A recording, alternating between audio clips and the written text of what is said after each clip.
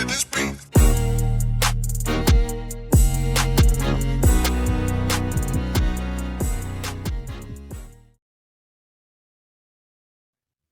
Welcome to another episode. Welcome to another episode of Gamecocks Talk with Captain Will. I am your man, Captain Will. Make sure you like, make sure you share, make sure you subscribe to Gamecocks Talk with Captain Will so I continue to bring you that gospel of Gamecocks every single day. Thank you for tuning in. I appreciate the love. Follow me on Twitter at Gamecocks Talk. Follow me on Instagram at Gamecocks Talk with Captain Will. And wherever you get your podcast, you can find your man, Captain Will. We got a good one today, y'all. I said we got a good one today, y'all. We are breaking down Alabama women's basketball team's offense. And South Carolina women's basketball team is taking them on Thursday night. It's going down. South Carolina's playing another high-level competition, playing another explosive offense. So we're going to break all of it down.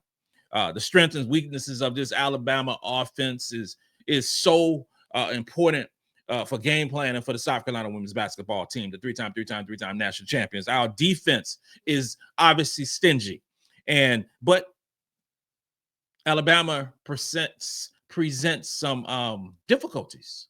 They present some difficulties in their scheme and the way they play. So, first off, let's start with Alabama. Okay, Alabama's team is very good. They're very good.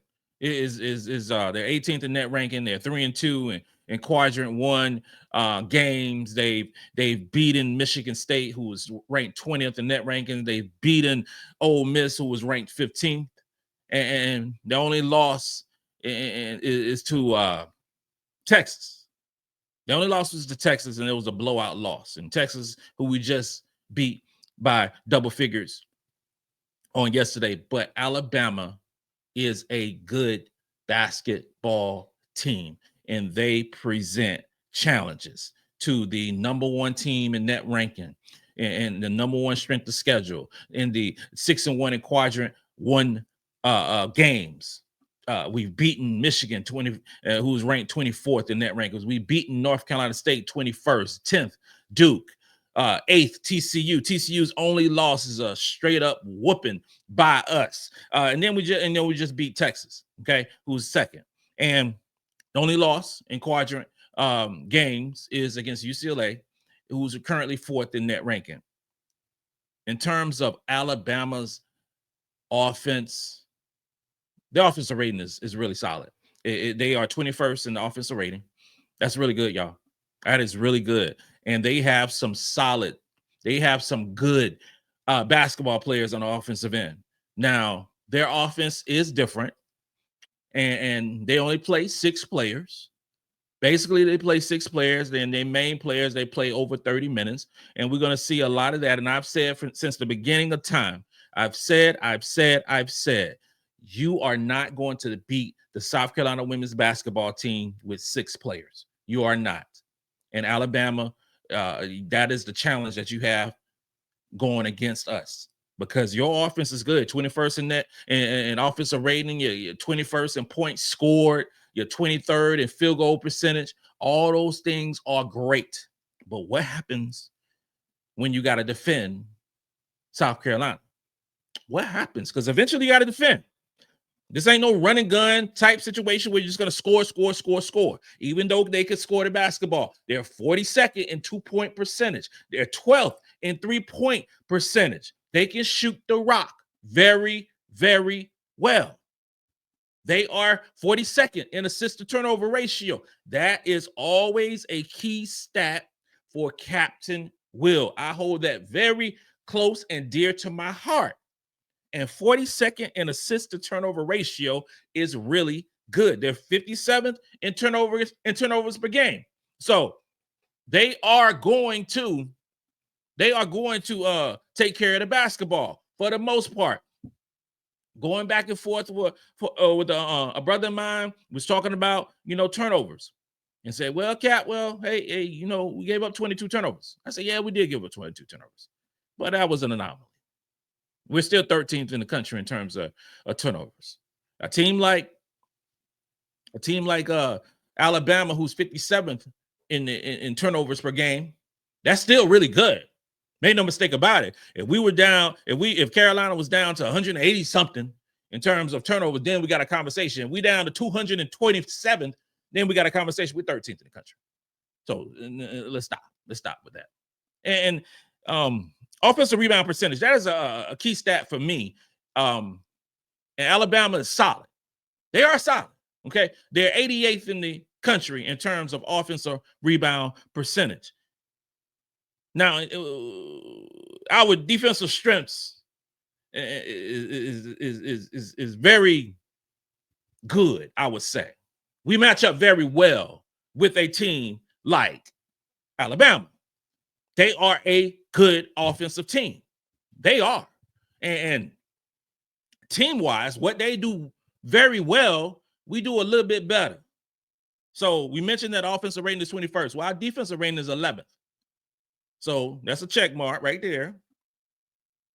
We mentioned that they are 21st in points per game. Well, Carolina is 13th in terms of points allowed. So that's another check mark for us, huh? That's two of them. Okay. We mentioned that they're 23rd in field goal percentage. Well, Carolina is 5th in the country in terms of defensive field goal percentage. That's a big check mark right there. Alabama's 42nd. 42nd in 2-point percentage, but Carolina is number 1 in defensive 2-point percentage. That's another big check mark right there. And in terms of they could exploit this. There's a possibility they could exploit this because they can shoot the ball. So they're 12th in 3-point percentage. Carolina right now is 212 in terms of defending the three. So if they are allowed to shoot with regularity, the 3-point basket, they're going to hit a bunch of them. They are. Carolina got to run them off the 3-point line, defend well, and guard. That is the only check mark for Alabama's offense versus our defense. That is it. Every other thing, every other matrix that you want to look at, we are better. Even and in offensive rebounding versus defensive rebounding, Alabama's offensive rebounding percentage is 88th. Carolina's defensive rebounding percentage is 91st. So that's a wash. That's a wash. I'm not looking at anything. So we have the advantage in terms of matchups, team matchups, their offense going against our defense. We got that. But in terms of individual play, who has to play very well in this basketball game is number one, Raven Johnson. Raven Johnson is our best perimeter player. She's second on the team in defensive rating. Raven Johnson has a defensive rating of 75.4. That happens to be 11th in the conference in terms of defensive rating. She is first in the SEC in defensive win share. She is first on our team in defensive plus minus. Okay, defensive box plus minus. That's Raven Johnson. She's second and steal percentage on this basketball team, which happens to be 13th in the SEC. Those things matter. And two stats that I ain't even know. Two stats that jumped at me and slapped me in the face. The first stat is Raven Johnson is third on this basketball team in defensive rebound percentage. Raven Johnson, the 5'9" guard, Raven Hollywood Crockpot Johnson, is third in defensive rebounding percentage on this basketball team. I'm going to tell you another one that jumped up me and slapped me in the face 2 times. Raven Johnson is third on this basketball team in block percentage. Third. Our point guard is third on the team.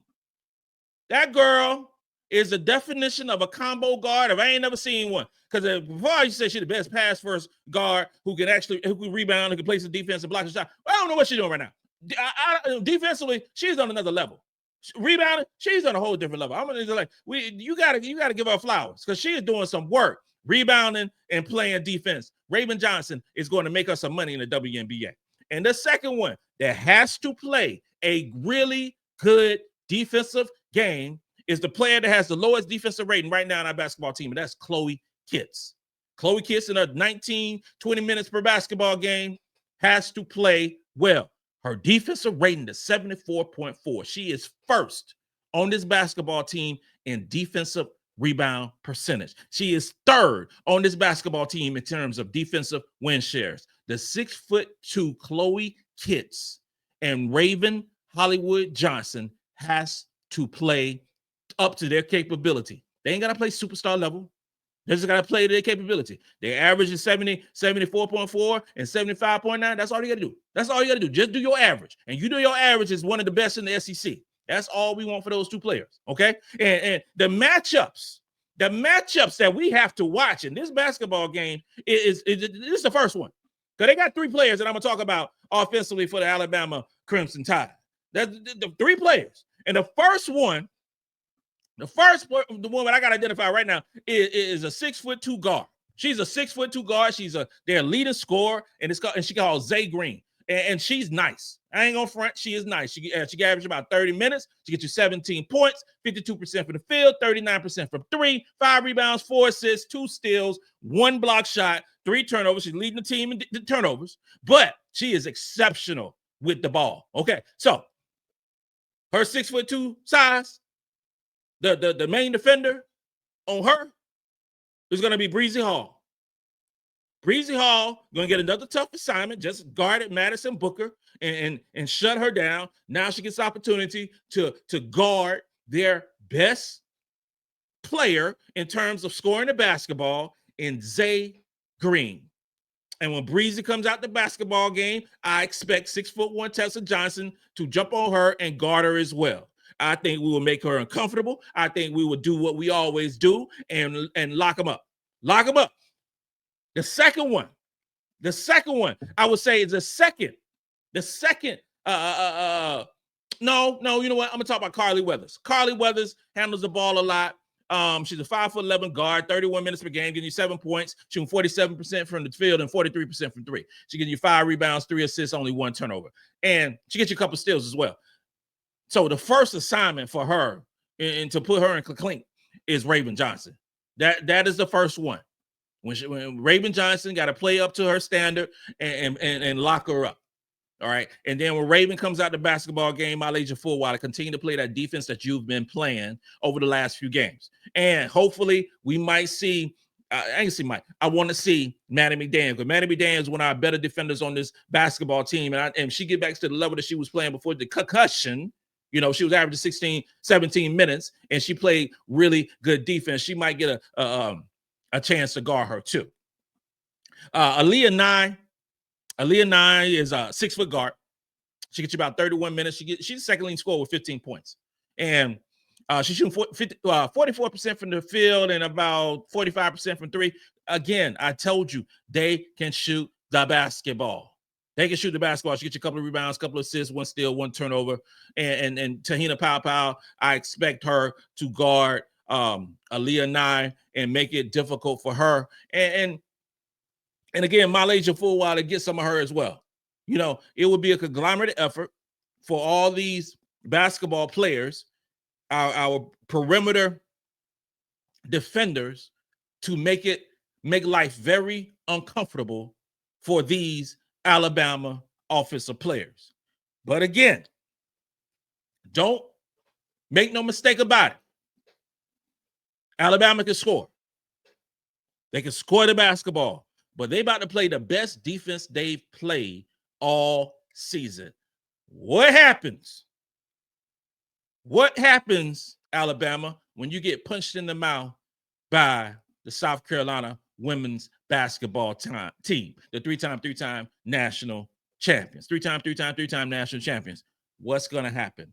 These matchups are vital. These matchups are keen to slowing down their offense and making them feel the heat. This concludes another episode of Gamecocks Talk with Captain Will. I am your man, Captain Will. Make sure you like, make sure you share, make sure you subscribe to Gamecocks Talk with Captain Will so I continue to bring you that gospel of Gamecocks every single day. Ladies and gentlemen, you are now rocking with the best. And since you're rocking with the best, come rock with your man, Captain Will. Let's go. Go Gamecocks.